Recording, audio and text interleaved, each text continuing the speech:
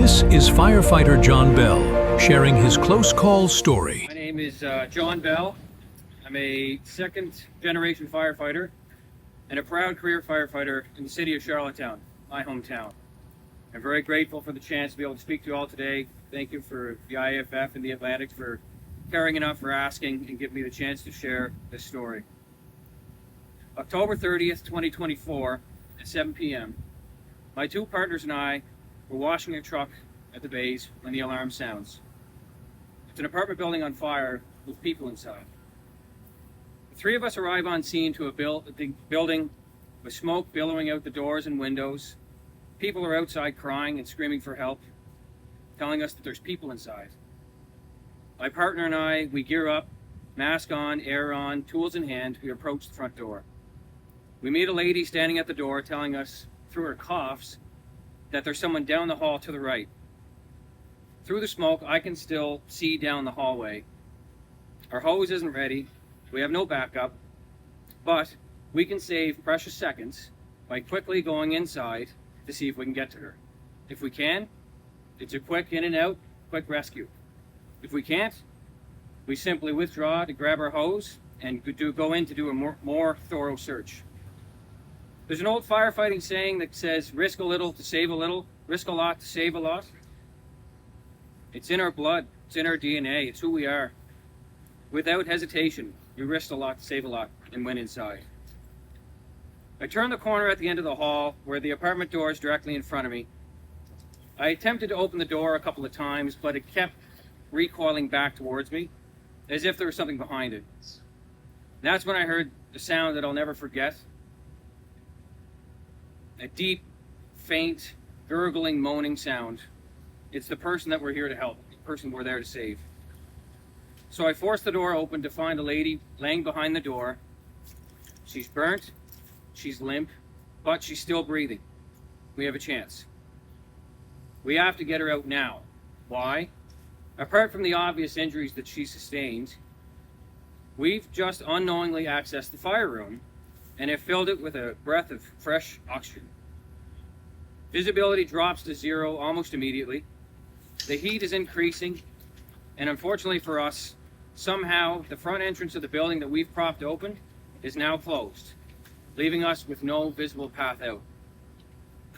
In the few seconds it took to reposition the person we're there to save, my partner's mask malfunctions and he starts purging air. By the time we get back about halfway down the hall, there's a sound, a bell. It's my partner's SCBA, his air pack. This sound meant that in the span of about 2 minutes, he lost 65% of his air. And to top it all off, in the confusion of the door being closed, the heat and smoke increasing, my partner's alarm is sounding, we can't find the door out. So, I radio for help. A mayday. No response. Where's our driver? Where's the third guy? Where's our backup?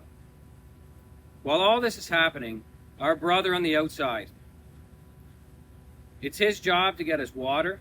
It's his job to listen to us on the radio. It's his job to stay with the truck and feed us hose and keep an eye on the entire scene as a whole. He's given an impossible task. That night, that man was torn. He had to abandon his post at the front door and the truck and the radio because there was someone coming out the second-story window screaming for help. Our brother on the outside was forced to make the agonizing decision to abandon his post, leave what he was doing, put a ladder up by himself, and rescue somebody on his own. I promise you this, there is no firefighting training manual that teaches you how to deal with that situation. My partner inside and I realized help wasn't coming, so we continued our search for the door. And miraculously, we were able to self-rescue moments before that room flashed over. I'm proud to say that because of the actions we took that night, 2 people are alive today that wouldn't have been otherwise. We rolled the dice again, and we won again. But make no mistake, the 3 of us inside that responded in that truck, and the 2 people that we saved that day, we were lucky. On the outside, we were 1 ladder slip away from disaster or injury. On the inside, we were 60 seconds or less away from death or catastrophe. This happened 3 blocks from here in that direction, and very few people know the details. So why share this story? Because there would be no front door closing behind us while we're inside.